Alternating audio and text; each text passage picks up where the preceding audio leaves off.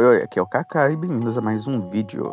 E bom, vocês já devem conhecer as creepypastas. Se não conhecem, são basicamente lendas urbanas da internet, que foram muito populares antigamente e hoje em dia nem tanto, apesar de ainda assim existir canais de terror focados nelas. E no geral, as creepypastas possuem duas maneiras de narrativa. A primeira sendo contando a história de um personagem, como foi no caso do Jeff the Killer e do Slenderman, ou nós temos aqueles relatos em que é em primeira pessoa, ou seja, o narrador está narrando a história e ele está participando ao mesmo tempo. Como é no caso de várias creepypastas de Episódio Perdido, por exemplo a da Red Mist, e as creepypastas de game também, que normalmente também são narradas em primeira pessoa, como é no caso da creepypasta do Herobrine. Mas além desse tipo de narrativa, as creepypastas também eram conhecidas por ser muito, vamos dizer assim, gore demais.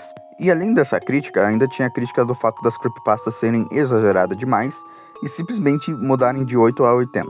Isso se dá pelo fato de que as creepypastas não eram escritas por escritores profissionais, e queriam fazer histórias de terror utilizando clichês, o que não tem nada de errado com isso, tá? Até porque a maioria das histórias vai ter pelo menos um clichê. Ou se você for mais técnico, um trope narrativo, não necessariamente um clichê. Mas independente se for um clichê ou um trope narrativo, creepypastas sempre vão ter aqueles elementos que são muito parecidos umas às outras. Ainda mais se for uma creepypasta de determinado nicho, como por exemplo Episódios Perdidos, ou de jogos amaldiçoados barra hack room esquisitos, porque além dos jogos amaldiçoados nós temos creepypastas de hack room esquisitas também, como é o caso de Pokémon Lost Silver. Entretanto, no mundo das creepypastas, nós temos uma creepypasta clássica, que muda bastante esse conceito de creepypasta com muito gore, e creepypasta que as coisas simplesmente mudam do nada. Uma creepypasta que sim, ainda tem tropes narrativos ou clichê aqui ou ali, mas que ainda assim funciona, e funciona muito bem até, que no caso é a creepypasta que nós vamos falar do vídeo de hoje, a creepypasta do Braindallet. E a creepypasta do Braindallet, assim como as outras creepypastas, é uma daquelas creepypastas que tem 1,5 milhão de versões. Entretanto, a versão que eu vou contar pra vocês aqui hoje foi basicamente a primeira versão que eu ouvi dessa creepypasta. Então, se ela tiver diferente da versão que você conhece, provavelmente essa foi uma das outras 500 mil versões que tinha da creepypasta do Braindallet. E bom, eu sei que muita gente pode dizer que essa creepypasta não é tudo isso e tudo mais, mas é aquilo. Se tem muitas versões, uma delas vai acabar sendo boa, inevitavelmente. Bem, o protagonista dessa história, pelo menos na versão que eu vi, não tinha um nome. Mas para ficar mais fácil aqui, eu vou chamar ele de Carlos. E você me pergunta do porquê o nome Carlos. E o motivo é, não tenho, só quero chamar ele de Carlos mesmo. Enfim, Carlos estava em busca da cópia de um dos melhores jogos do Nintendo 64, o The Legend of Zelda Majora's Mask.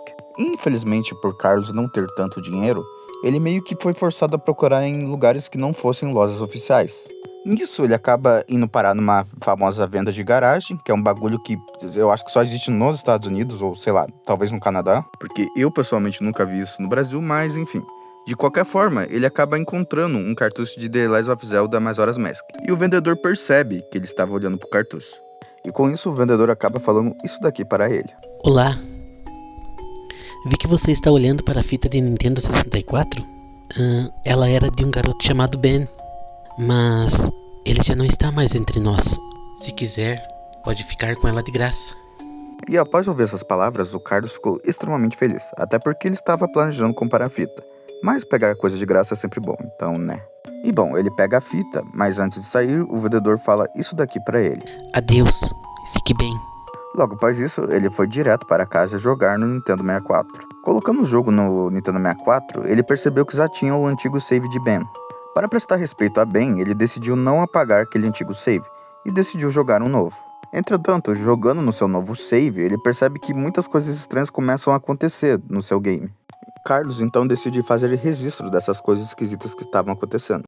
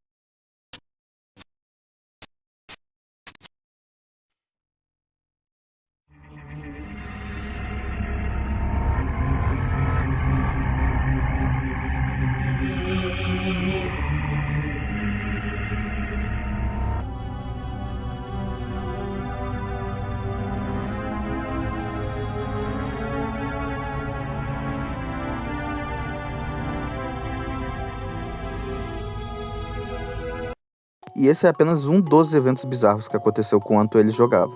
E apesar das bizarrices, que eram bastante aleatórias e bizonhas, já que é uma bizarrice, então faz sentido, mas enfim, apesar de elas serem muito aleatórias, um certo padrão repetia, que era sempre uma estátua aparecendo nesse local. E essa estátua, muito esquisita, parecia que ficava seguindo o Link. Carlos, achando tudo isso daqui muito esquisito, até porque de fato era muito esquisito, decide entrar em contato com o vendedor que lhe vendeu a fita. Ou melhor, o vendedor que deu a fita, já que ele não pagou nada. Entretanto, ao retornar ao lugar onde deveria ter o vendedor, ele percebe que lá a casa estava completamente vazia. Conversando com alguns dos vizinhos que moravam perto de lá, eles acabam falando que o Ben era filho desse vizinho. E que, no caso, o Ben acabou morrendo afogado. O que pra quem já sabe inglês já tava meio óbvio, afinal o nome da creepypasta é Ben Drowned, que seria bem afogado. Enfim, de qualquer maneira, ele acaba voltando pra casa e percebe que o nome do save, que antes era Ben, ficava mudando toda hora. Parecia que o save estava tentando se comunicar com ele. Determinado a descobrir o que acabou acontecendo, ele decide investigar um pouco mais sobre o Ben. Voltando a conversar mais com os vizinhos, ele acaba descobrindo que o Ben morreu com 12 anos e que, apesar dele ter sido morto num acidente de piscina, como diria as autoridades e também boa parte dos vizinhos, alguns vizinhos acreditavam que o próprio pai de Ben tinha matado o garoto, já que eles falaram que a relação entre os dois não era das melhores. E bom, Carlos continuaria sua investigação até que, em uma noite, uma notícia do jornal, acaba chegando a seguinte notícia. Essa noite, um homem de 40 anos foi encontrado morto em sua casa. Os investigadores acham que ele acabou sofrendo algum tipo de derrame ou parada cardíaca. Entretanto, testemunhas afirmam ter ouvido barulhos de gritos vindo do apartamento do homem. Logo após isso, eles mostraram a imagem do homem. E era o mesmo homem que tinha vendido a fita para Carlos. Carlos decide então que o melhor a fazer era destruir a fita. Nisso, ele acaba destruindo a fita utilizando o martelo e logo em seguida queimando seus pedaços. Carlos nunca mais teve uma experiência sobrenatural como aquela que ele viveu. Entretanto, em seus sonhos, ele ainda sempre vê aquela mesma estátua de Link. E bom, gente, esse foi o vídeo, eu espero que vocês tenham gostado. Se gostou, já sabe, deixa um like e considere se inscrever aqui no canal. Se já for inscrito, entre no nosso servidor do Discord, cujo link vai estar na descrição do vídeo. Lembrando que o Discord, o aplicativo é para maiores de 14 anos. E se quiser ajudar o canal financeiramente, o link do LargePix vai estar no comentário fixado. E é isso, fiquem bem e até o próximo vídeo. Fui!